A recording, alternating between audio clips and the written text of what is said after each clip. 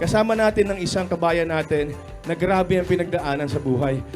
Ang kwento po niya, sinikakaroon ng tatlong sabay-sabay na trabaho para lang makapag-provide ka sa pamilya mo.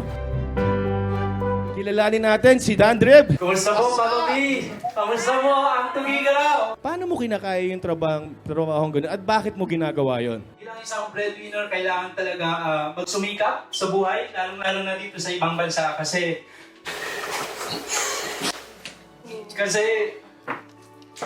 kulang ang isang trabaho para matugunan o ibigay lahat ng pangangailangan ng pamilya at pagabi. Kaya kailangan magdoble, triple, kung pwede nga lang, mag-apat na trabaho sa isang araw para matugunan lahat ng mga pangangailangan ng pamilya.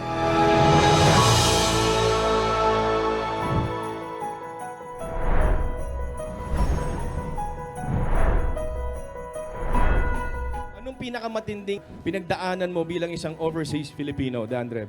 Homesick. Lalong-lalo na nung nawala po yung tatay ko na hindi po ako nakauwi. Yes. So yun po yung pinakamahirap. Lost his father 2 years ago in 2022 and he wasn't able to come back because nagtatrabaho siya doon. Paano ka natutulungan ng BDO dyan sa Paris? Ang BDO ay mas marami pang matutulungan dahil ito nga po ay reliable o pinakamabilis na padalahan dyan sa Pilipinas. Ano ba ang wish mo ngayong Pasko para sa sarili mo at para naman sa pamilya mo, Dandreb? Ang makita ko ang buong pamilya ko sa Pasko, wish ko para sa sarili ko naman, maging tuloy-tuloy po yung career ko po dito sa Paris, France. Dahil isa ka nga bayani, syempre Merry Christmas ngayon dito sa pamaskong handog ng SM BDO. Para Merry isang Pasko, kailangan nandyan ang pamilya ni Dandreb. Aiza Dancel, ang asawa po ni Dandreb. Wow. Chanel Dancel, ang kanyang anak. At ang kanyang nanay na si Lizelle Dancel. Of course, this Christmas gusto naming maging merriest ka, kaya naman may special gift kami for you. Ang SM at BDO kasama ang Zoo Store.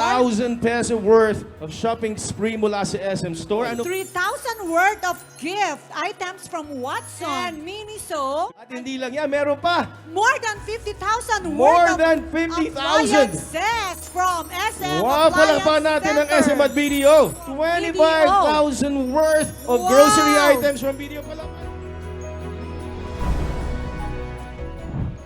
Ating mga kabayan, unsung heroes ng Pilipinas, it's because of you guys. The reason why we feel so resilient is because you sacrifice so much.